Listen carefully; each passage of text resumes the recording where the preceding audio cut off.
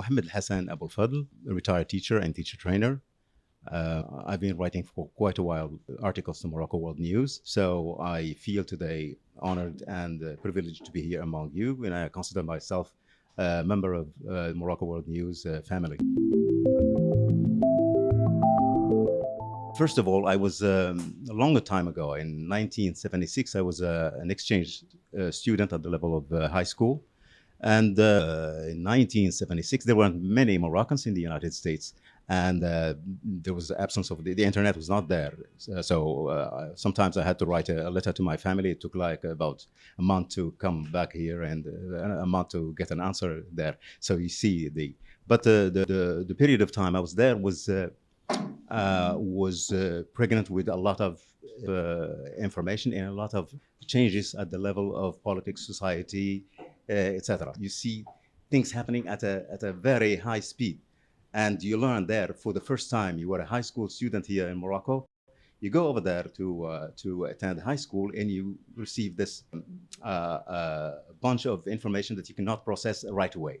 I was very much intrigued by how things can happen at the level of news and at the level of politics, at the level of culture. So that inspired me to dig further and learn about the American culture. So this book here came as a result of being there and traveling widely in the U.S. I've covered something like 21 states, along with the capital, Washington, D.C.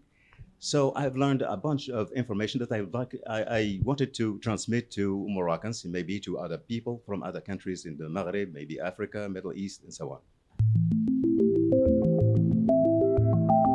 First, I opened the book with an article about the very start of Moroccan American relations at the reign of Sultan Moulay Abdullah, whose capital was Mogador, Sawera, and who first recognized the independence of the United States in 1776, 78, actually, one year later.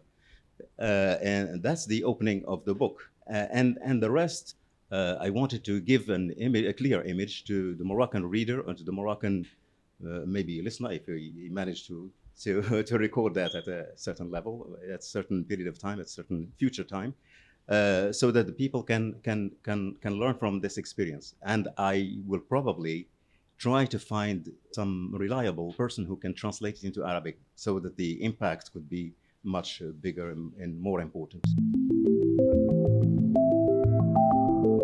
If you see challenges all the time, if you can't transform them into opportunities, then you will remain at that stage of facing challenges all the time and not being able to do something about them. So it's up to us in Morocco to learn more of English, be open to English language countries, and learn from their experiences at different levels: culture, education, technology, and so on and so forth.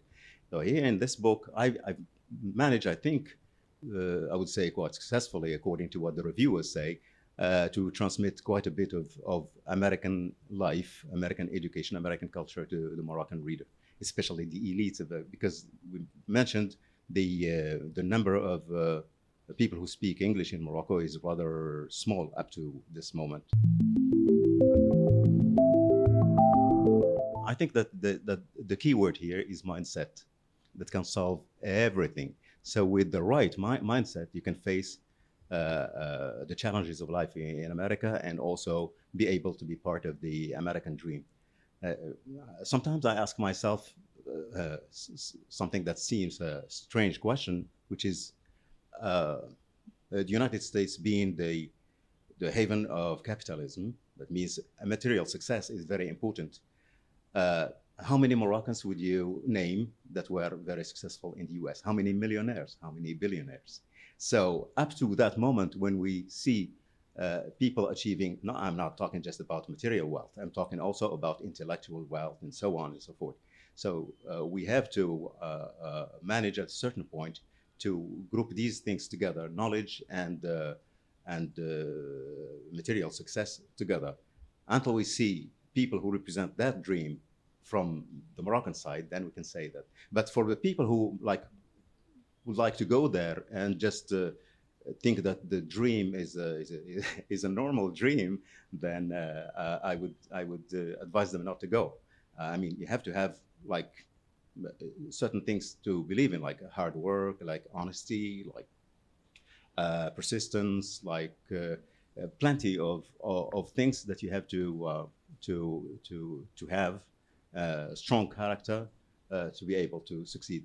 And also, self-assertion is very important. You have to be assertive, to be like ask for your rights, and so on and so forth. Very, very important.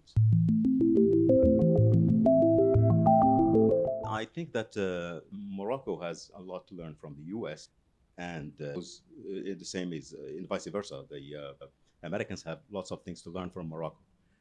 The American way of life is quite unique, but the Moroccan way of life is very unique as well. So we have to cooperate. There's an article that I wrote there about the it's not my idea, it's an idea of a psychiatrist actually, who's been working with children and with divorced women, etc.